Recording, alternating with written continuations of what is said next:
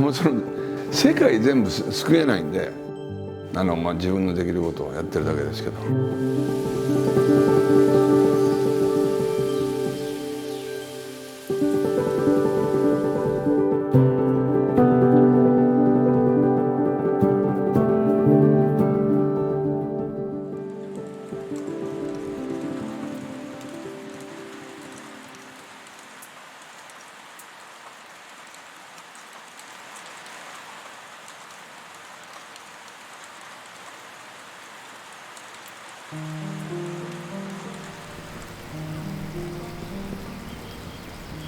熊野の山々に抱かれるように立つ東紀州こどもの園。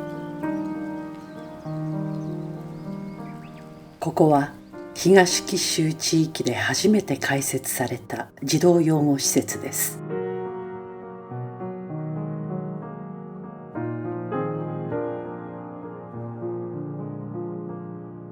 社会福祉法人聖マッテア会により運営され、児童養護施設と児童家庭支援センターの機能を併せ持つ地域の子どもたちと家庭を支えるための場所です。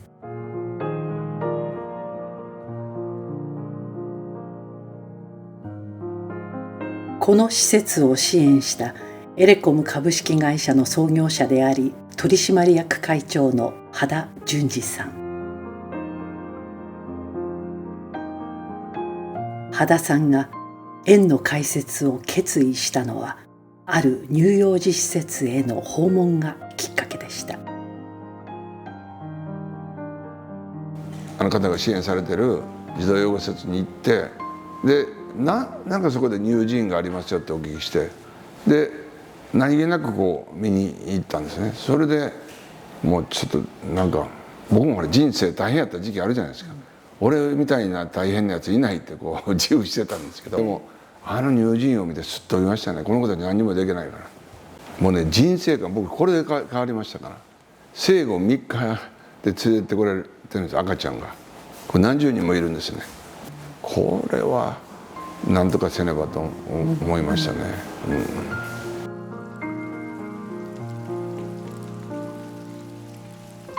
全国でも有数の田植地帯東紀州。熊野で幼少期を過ごした羽田さんはやがて故郷を離れ、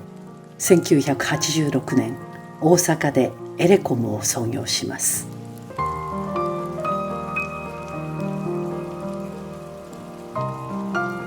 パソコンラックなどの応援家具から出発し、やがて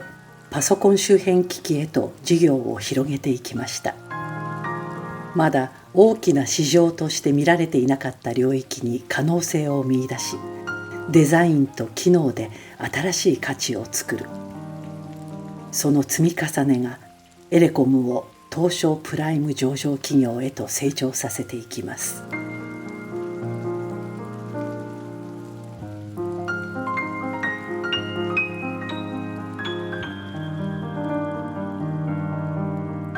それこそ叩き上げで、本当に創業されてプライム上場されて、かつご自分のふるさとにこれだけの要するにお返しをするっていうのが、普通3代ぐらいかけてここまで行くっていうのは分かるんですよ。いや僕の場合ちょっと変わってて、これ生家とか母親の本家とかがここでどんどん没落していくんですね。だからそれがむちゃくちゃ悔しくて、でも自分でどうしようもならなくて、家業もこっちでやってたんですよ。うまくいかなくて、でどんどん没落していって、もう佳作とか人の土地になっていったり売られていったり、そんなことばっかりをずっと見てきたんで、なんとかお家再興を本業ではできなかった、家業ではできなかったですけど、という気持ちが強くてやってきましたね。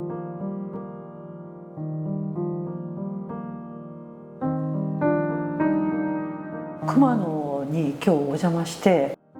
本当に何ていうのかしら、非常に原始的な、プリミティブな風景が、近代的なものに毒されない形で残っていて、本当に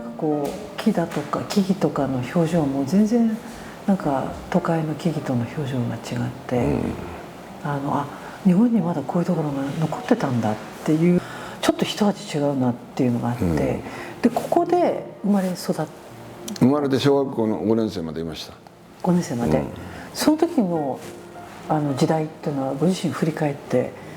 なんかご自分の中でどういうものがこう育まれたっていうふうにお感じになってるんですか？なんかこう中途半端な子でしたね。都会の子でもない田舎の子でもない、で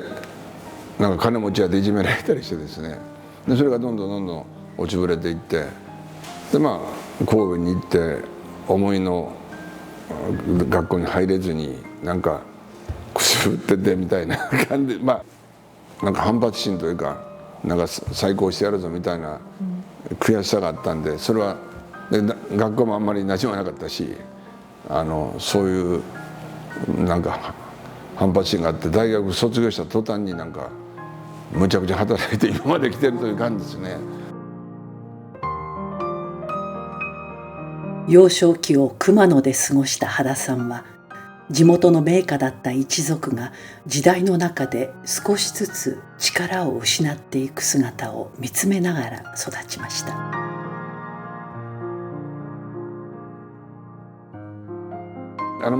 木材工場なんですけど、それが大学出た途端にこっちでちょっとしんどくなって、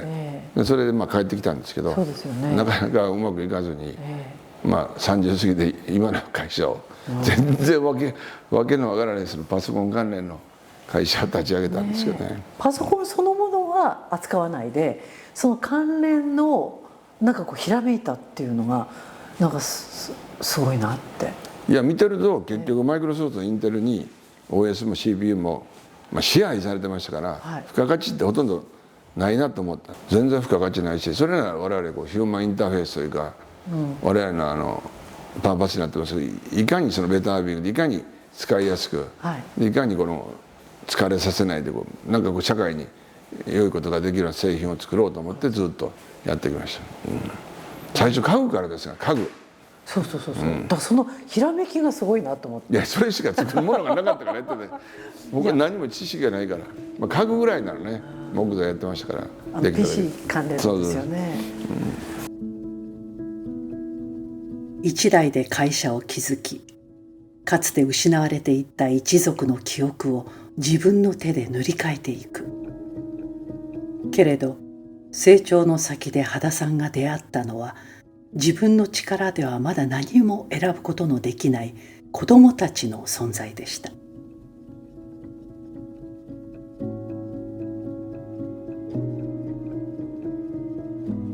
乳児院から実際にこういう子どもたちを保護するような施設をお作りになって、熊野市地元のその丸山千枚田の視察に行った帰りに、相談所に行った時にこんな田舎で児童虐待があるというのを知って、で僕も30年以上帰ってなかったんですよね。で僕の祖父とか曽祖父とか高祖父と、三代じいさんが町長違う町ですけど隣町でやってたんで、それで僕も何かしたいなと思って、これをこの辺って木はたくさんありますから、木というのはやっぱり設計っていうと隈研吾さんかなと思って、で隈さんにお会いしに行ったらもうすぐに快諾していただいて、でこれ何回も来ていただいたんです隈さんが。で隈さんが来ていただいて、あの辺に立たれて隈さんがパッとひらめいたんですよ。なんか僕分かったんですよ、この建物の設計が。この土地にどう設計しようか。この建物もうすでにひらめいた感じ。もうできたし、木をたくさん使ってますからね、木は心穏やかにしますから。僕の子たちは私の家よってこの施設をこれに思って植えるんだ。胸張ってね。東紀州子どもの園を案内してくださった山本律さん。今そのリング避難とかで来られる方もおられるんで、将来的にはここからちょっと一時避難で使って通の方に三重県の県庁所在地の通の方にその女性相談センターがあるので、そこはたくさん支援者がいてるので、そこで次の行くところとか、その就職をどうするのかとか、次どこへ逃げるのかとか。じゃあやっぱり逃げましたね。でこの辺にはなかったんですよ、そういう施設が。一時預かりも児童養護施設で一旦ここで預かって、でこう落ち着いて、で津の方に行くみたいな。私西宮のそういう DV 避難の施設にもいたことあるんですけど、三重県からたくさん、それも北摂の方の、からみんな逃げてこられてっていうの三重県から兵庫県に結局追われるでしょ。あだから西宮の人は逆に岐阜とか四国とかにみんな逃げて、それもね、かわいそうやね。学校通うのにもう名字も名前も変えて追われちゃうんで、だから卒業する時に卒業証書もらう時はその偽名でもらって、後で先生がこっそり本名の卒業証書をその施設まで持っていてくれてとか。施設を建てることは羽田さんにとって一つの答えでした。今羽田さんの眼差しは施設の先にある子どもたちの未来へと向かっています。で僕はもうちゃんと親しいと思ってたら、18までなんですよ、これが。18からこんな環境で育ってた子が一人でアパート借りて、働くのが、学校に行くのが、これ大変なんですよね。やっぱだんだんこう本質に向かっていくとやるべきことって出てくるじゃないですか。で僕も寄付してこう立てて、ああやったと思ったけど、じゃあ子供によって18以降どうするんだって思うと愕然として、その先生に相談して、やっぱり里親がいいでしょう、それまで僕は里親って否定してたんですよ。こういう施設でちゃんと暮らした方がええと思ってたんですけど、やっぱり18以降のことを考えると、もう18までおそらくこの施設の部屋ってもうほんま世界最高の水準だと思うんですよね。だけどそっから後のことを考えるとやっぱりそれで里親始めたんですよ。里親がね、これが難しくて、だいたい訓練ね2年ぐらいかかるんですよ。里親の訓練に行かなあかんのですよ。訓練里親になるための教育を受けなあかんのですよ。でそのための有給休暇とかそういうのを特別に今会社として手当とかね、それなんか今すごい利益出してるけど日本の企業ってそれはいいんだけど、社会壊れてるのに、で問題はみんな自走が悪いって言うじゃないですか。で今22万5千件ですよ去年。処理できないんですそんなの。22万5千件も凄まじいというか深いというか、もう恐ろしいですね、この本当にこう虐待と。僕全然素人ですけど、その先生方に教えていただくだけでも、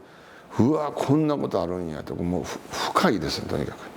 く。まずなんでこんなことするのかというのは不思議でしょうがないですけど、ね、もう起こってることに対してでも対応せないかんので自分なりにやってますけどね。やっぱ社会の歪みなんでしょこれね。利益優先できたみたい、それを皆さん気づいていただいて、企業として他の企業にもお声掛けしてますし、そういうのを広めていきたいですね。たった経常利益の 1% ね、全企業がそういうことに使い出したけど社会は変わってくると思います。もちろん世界全部救えないんで自分のできることをやってるだけですけど、たとえ10人でも10人の子供が助けるようになったらと思うんですけどね。失われていった古き良き故郷への思い。一代でエレコムを築いた羽田さんが再び熊野へ向けた眼差し。次の世代が生きていく場所を、この土地を残すことによって羽田さんはもう一度故郷を作ろうとしているのかもしれません。